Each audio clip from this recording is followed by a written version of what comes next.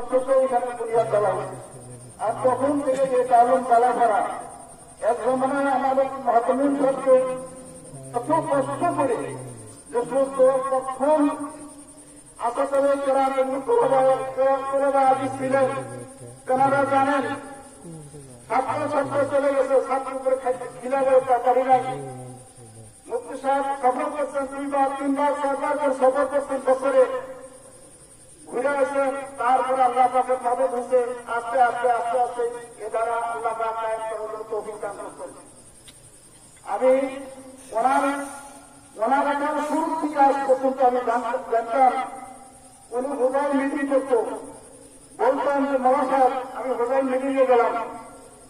আর ওই দিন মিটিং করে আসে, ওই দিন আসে তাওরা হাদিসের সবকে সারা রাত আসে, সকালে আসে বাড়িতে আরাম করেন নাই, আরাম না করে আসে তাওরা হাদিসের হয়ে আসে সবকে কাজবন্দি করছেন।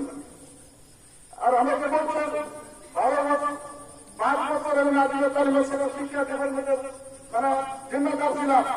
উনি সবসময় শিক্ষার পক্ষে খুব গুরুত্ব দিতেন।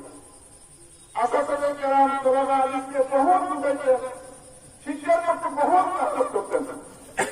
মহতরম দোস্ত বুজুর্গ, আলিমুল মউত একজন বিজ্ঞ আলিমের মউত হওয়া, আল্লাহওয়ালা মানুষের মউত হওয়া, সারা পৃথিবীর মানুষের মউত, সারা পৃথিবীর মানুষের মউত হয়ে যাওয়া।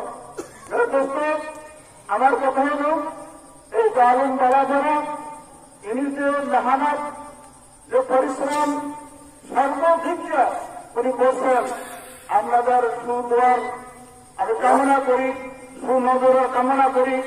এই আলিম বলা এই কয়েকদিন আগেও উনি বারবার বলছেন, বারবার যারা ওনার সঙ্গে সাক্ষাৎ করছেন বারবার বলছেন যে আমার এই যারা মাদ্রাসা খুব খবর দিও, খুব মাদ্রাসার খুব খবরগিরি করো, মাদ্রাসা যাতে কোনো ধরনের লোকসান না হয়।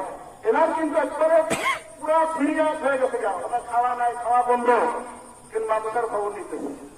তো মেরে দোস্ত যাই হোক, এই মাদ্রাসার মুরব্বী ছিলেন, এনার জন্য দোয়া দোকান চলাফেরা হয়তো মানুষ জিন্দিগির মধ্যে চলাফেরা উঠা বসার মধ্যে কিছু হয়তো ভাষার মাধ্যম দিয়ে কিছু ত্রুটি হয়ে যায়, ভাষার মধ্যে ত্রুটি হয়ে যায়। যদি আল্লাহ কোন ধরনের আমার ওনার তরফ থেকে আমি বলতেছি, ওনার সেবকের তরফ থেকে যদি উঠা বসা চলাফেরার মাধ্যম দিয়ে কেউ আপনারা কষ্ট পাচ্ছেন, দুঃখ পাচ্ছেন, আঘাত পাচ্ছেন,